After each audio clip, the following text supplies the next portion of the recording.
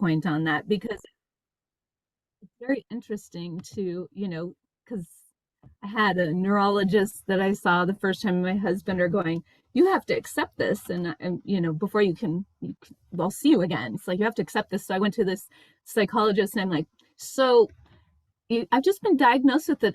It's not I've never said and I can't stand when people say my cancer, my this, those kind of things. It's like, no, I was diagnosed with this. It's just this something that was on my path that, oh, this now. Okay, what do we do with this? So, I've just kind of treated it like that my whole time. So when I see that, you can be healed, and there's so many people out there selling that snake oil everywhere about It puts everything. a lot of pressure on you. Like, I feel, it's like, just get better. Like, Yeah, just figure yourself out, get rid of your ego, and you'll be better. You won't have this in your body. And it's like, well, that would be lovely too. But, and I was already a yogi and I was already eating well and thinking good thoughts and doing all the stuff, that everybody preaches about this. Everybody. I've read all the ancient texts and sutras and blah, blah, blah, everything they could. And then you go, okay, so is there something wrong with me that I am not able to get beyond the physicality of an illness or diagnosis, I guess is what you would call it. I'm doing amazingly well. All the neurologists are like, we can't believe that you're not in a wheelchair permanently because of your brain scans. It's like Swiss cheese kind of stuff. But I'm up, I'm walking. I use a cane now because I did fall once and break my wrist, so I'm careful. But it's just enhanced my quality of life, I think. It made me more aware, made me more compassionate. All of that, I've taken it as a gift rather than anything else. Yeah. So when I read all this, though, I always just go, yeah. Okay. So that's why I wanted to bring it up to see if anybody had any thoughts on that. So Diana, that was really cool because, yeah, that's what I'm already doing. And that's who I am, I guess, is the way I look at it, is that's the way I'm not attached to it. It's just what is. Yeah. I just want to mute it now, Diana. Oh, yeah, you're on mute, Diana. I said, and I don't know how many people know this, but Eckhart had cancer last year, and he had surgery to have it removed, and he's in recovery now and doing well. So spirituality has nothing to do with illness or not being ill. Everybody passes away. You look at Buddha and everybody before us. I mean, if spirituality were to mean that our form is going to live forever, it's not. It's going to fall into illness because that's our human side of us. We're still earthbound that way. But it's like what Cher talked about, that her mindset is almost self-healing in itself, that this diagnosis brought her to a different level of enlightenment. And it comes through, my friend, I could tell you that. It does. Yeah. Thank you so much for sharing. I feel like the more I learn, the less I know. Always. But that is the way it is. They always say that, like, the more sort of knowledge you get in anything, the more you feel like you know less, and it's part of that journey. It's like ignorance is bliss, but it's so important, and yeah, you're doing all the right things. So thank you so much for sharing as well, because that's really, beautiful to hear about your journey and the way that you're approaching things, and also what you're getting out of the book as well. So thank you. Post-pandemic would be really interesting. I don't know if he's written anything since then, and also now post cancer trip. That would be really interesting to hear his thoughts on that, because there's so much stigma around illness and things that you can't fix, like saying everything that we've said already. So yeah. And Sharon, if you want to hear about me, I have a website that says it's called Your Own Gentle Approach, or yoga, YOGA, Your Own Gentle Approach.com. So I've got a website and talks about my story, and it talks about, but you can email me through there too, which would be cool. Oh, fab. That's great. We'll definitely check that out. Thank you. I was just gonna say, I guess you covered a lot, but I've listened to like so many Eckhart videos, and yeah, he's never said anything about like you can like there are some people that come out and say that, right? But he's never been like, oh, you can cure your illness or anything. That's not his message at all. Like, and I think his whole thing is, acceptance, and people have to accept like certain situations. And there was even one video where he was talking. I didn't know that he had cancer, and I'm learning a lot about his personal life with Kim Eng and now his cancer. So and we're getting a lot of stories about Eckhart's personal life in this, which is just interesting to hear. But he was actually talking about a healer who was apparently very famous in the like 1950s, 60s. I have no idea. And this guy was a healer, and he healed people and through his method, and apparently it was like genuine. But then he made that point that like when he got that guy got cancer, and then like later in life when he was in his 50s he got cancer, and then like it was all like very hush hush. The publishers didn't want people to know because like he got cancer, so yeah, I don't think that his message at all is about like you can heal a huge illness. But again, I mean, I think Cher, like you're kind of living proof of what he's talking about. I mean, you can definitely make it better through acceptance, through your mental state, and all of these things. I think you've got it. You've got it. You understand probably very well what he's talking about. Is there any other part that people would like to discuss before we leave it today? One really wonderful quote that he said on page 127: enlightened collectives will fulfill an important function in the arising of the new consciousness. So thank you for doing this group. Oh, thank you so what much. I felt like. I just was like, yes. And the more that we do these little, it starts with you and your household, your neighbors, but here we are across the world. And I think that's just a beautiful thing that we've been gifted with the technologies that we have nowadays, that it won't take as long as it used to from your household to your neighbors to your community. We can, we have a global community now, and I just think it's so beautiful reaching out. So thank you for this. I wanted to make sure I got that in there today. Oh, thank you so much. That's so lovely. And, it was something that when I was reading it, so I was like, gosh, it is really lovely what we're doing and just connecting with each other. I think myself and Anne-Marie didn't know if many people would join, or, we just decided it was something we wanted to do. And like, thank you so much for joining and for sharing your lives with us.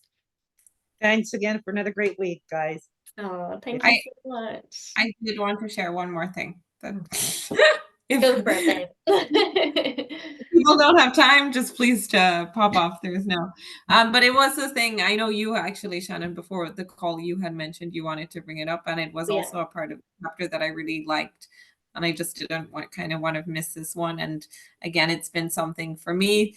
It's a very challenging thing, but it's on page 100 and it's not 111. It's the examples. It's the examples of examples of the things things that we think. Oh yeah, 114. It's basically, it's raining. What a crappy day. This happened. Yes. Life sucks. Yeah. And I mean, that whole bit of there's something that needs to happen in my life before I can be at peace. Something happened in the past that should not have happened as well. Something is happening now that should not be happening. You should do this or that. All those thoughts of like negativity, isn't it? Yeah, and I think for me, it's something I really like as well, the work of Byron Katie on some of this. Not all of her stuff, but I like maybe you guys are familiar, but she has this way where she like reframes some questions, and sometimes it helps. But sometimes, like I know for me, my emotional state is just so like, filled with like anger or annoyance about something, like really, like I get it, like I get what he's saying, but I am sitting in a room and I have all these stories and I'm like, why did that happen? And I just don't want it to be like this right now. And like and the again, I think like I can, like with the small things like the rain or whatever, but like when big things kind of come and just push me over, I find it very challenging. So that was just one point that I wanted to make, and I don't know if anyone would like to comment on this. Well, This is the last. I know from knowing Anne Marie very well that she does get very upset when it's very cloudy outside and dark outside for multiple days. She Yeah. likes the sunshine. Yeah. Yeah. That's why I get out of Minnesota. That sad disorder is a very real thing. No Yeah. vitamin D. Yeah. There's a parable. I don't know if you've ever heard this one, and I don't know who ever wrote it down. I heard this many years younger, and I've always carried this one. It's a story about a gentleman out in the country who has the most beautiful horse in the countryside. He just loves his horse. He's got this beautiful horse. And one day the king comes through the land and sees his beautiful horse and says, "Oh my gosh, what a beautiful horse. Can I have it?" And he says, "No, it's just my horse, but thank you, And so the next day the king comes back with his sends his people, and they steal the horse, and all the people go, "Oh my god, it's so awful that your horse is stolen." He's like, "Well, it just is what it is." So then he didn't react. So the king sends over like new horses for him, and people are all like, "Oh my gosh, isn't it wonderful, you got all these new horses." And so then his son is out breaking the horses, and the son falls and breaks his leg or his back or something, and they all go, "Oh my god, isn't it tragic, your son is hurt, da, da, da, da."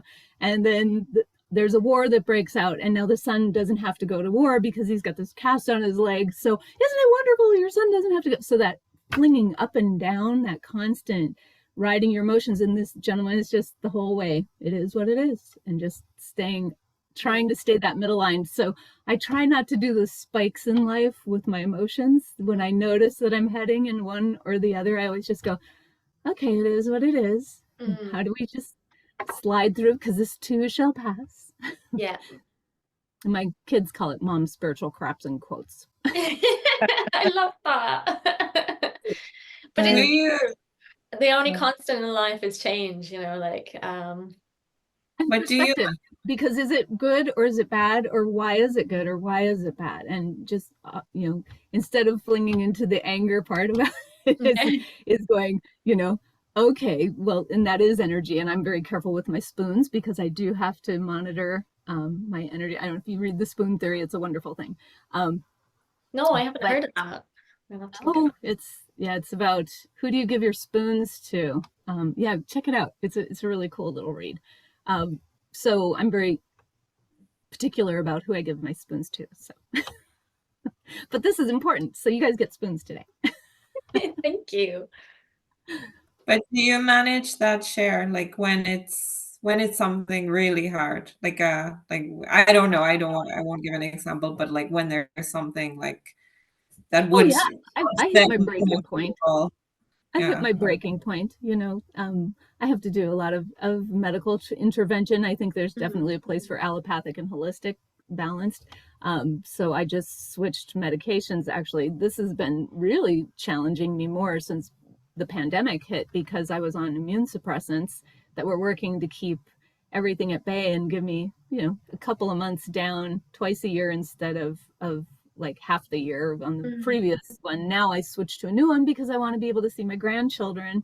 And when you have no immune system, just even a cold can give me pneumonia. That's the way that this body tends to react is where that all goes to. So I have to be really careful with it.